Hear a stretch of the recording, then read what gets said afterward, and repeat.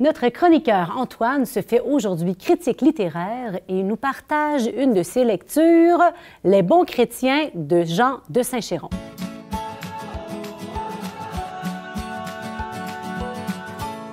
Bonjour Antoine. Salut Geneviève. Alors, tes lectures du mois? Ben ouais, je suis tombé sur un livre vraiment intéressant de Jean de Saint-Chéron. Ça s'appelle Les bons chrétiens aux éditions Salvator. Les bons chrétiens, tout de suite, je me suis dit, c'est pour moi. Non pas parce que j'en suis, mais parce que ça m'intéresse de devenir. Mais il faut avertir les futurs lecteurs peut-être, c'est un peu déstabilisant. C'est un style auquel on est plus ou moins habitué ici au Québec. C'est un Français, Jean de Saint-Chéron, un jeune homme d'environ notre âge, hein, on pourrait dire ça, et qui adopte le style du pamphlet. Un pamphlet, c'est comme un texte un peu plus rentre-dedans, là, qui a pour but de nous déstabiliser un peu. Évidemment, c'est rien de méchant, mais quand même assez pour nous déranger. Ça nous brasse la cage. Ça nous brasse, hein, ça nous brasse. Et des fois, ça fait pas de tort. Okay. Alors, le livre Les bons chrétiens, assez tôt, on se rend compte qu'un bon chrétien, selon Jean de Saint-Chéron, c'est un peu l'antithèse du bourgeois. Et là, je dois définir les termes, c'est important, là, parce qu'on a une idée de c'est quoi un bourgeois comme une catégorie socio-économique. Mais un bourgeois, en fait, un riche, un pauvre, peu importe, on peut tous être bourgeois. D'ailleurs, on a tous un petit bourgeois caché à l'intérieur de nous. C'est une mentalité un peu? Oui, c'est un état d'esprit. Hein? Okay. Dans le fond, c'est la quête du confort comme un idéal de vie. Et le confort, oui, le confort physique, le confort matériel, mais aussi le confort spirituel, le confort mental.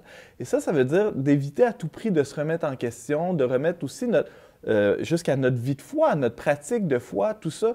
Dès qu'on est installé et confortable dans ces aspects-là de nos vies, on peut dire qu'on a un petit côté bourgeois.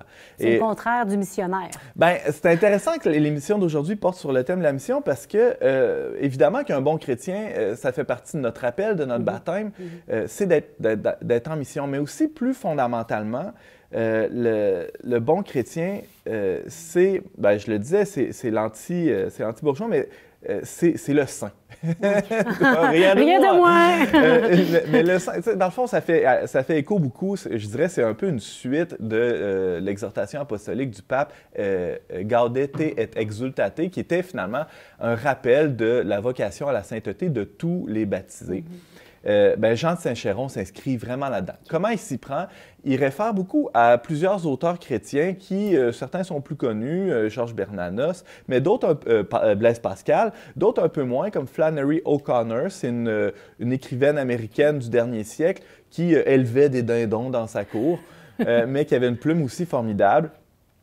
Il réfère à elle, il réfère aussi à Léon Bloy, qui est un pamphlétaire du siècle passé aussi, qui avait un style encore plus rentre-dedans. Je vous donne une idée là, pour bien situer. Léon Bloy, qui est souvent cité par le pape François, dit « Un bourgeois, c'est un cochon qui voudrait mourir de vieillesse. » Qu'est-ce que ça veut dire? C'est que souvent, on réduit notre vie à une vie très matérielle, très animale, finalement, répondre à nos besoins de base, alors qu'on on est appelé à une vie beaucoup plus grande que ça, beaucoup plus haute. Et finalement, Dieu a des projets fous pour nous. Est-ce qu'on veut se laisser déranger et rentrer dans ces projets-là que Dieu a pour nous?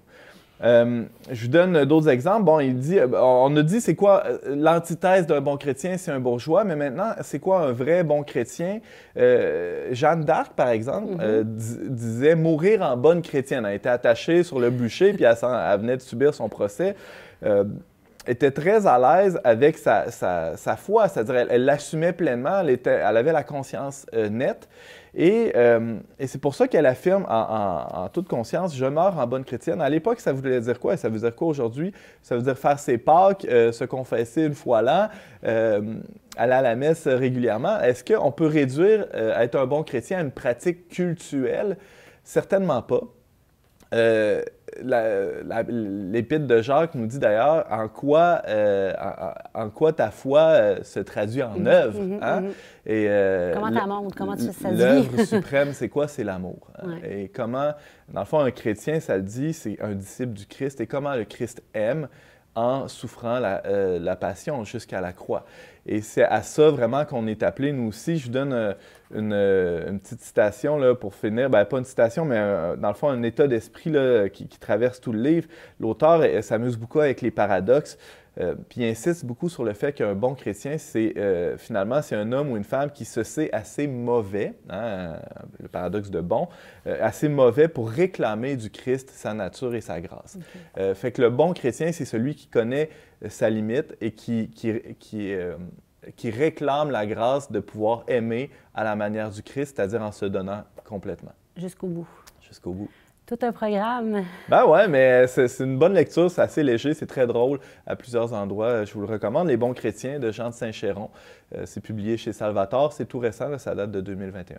Merci Antoine. Ça fait plaisir. Une belle lecture pour les prochaines semaines. Ouais, peut-être pour le carême aussi. Ah, bonne idée. À bientôt. À bientôt.